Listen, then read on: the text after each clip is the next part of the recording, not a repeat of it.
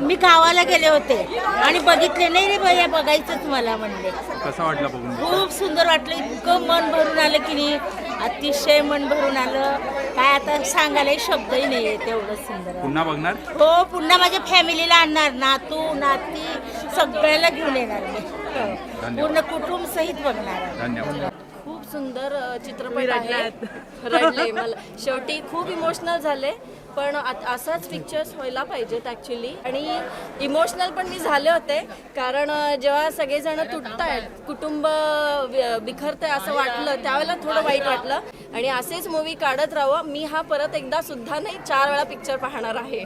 बऱ्याच वर्षानंतर मराठी पिक्चर इतका सुंदर की विचारायला, म्हणजे त्याला शब्दात आम्हाला वर्णन नाही करता येत. आणि खूप वेळाला काय होतं, डोळ्यात पाणी येत होतं की आता आपलं एकत्र कुटुंब कसं वेगळं झालं. माझंही कुटुंब वेगळं झालेलं आहे, आमचं कुटुंब आता कामानिमित्त, पण असं लवकर एकत्र यावं. आणि हा पिक्चर खरंच डायरेक्शन्स म्हणजे अप्रतिम, फोटोग्राफी सगळंच खूप छान, अप्रतिम.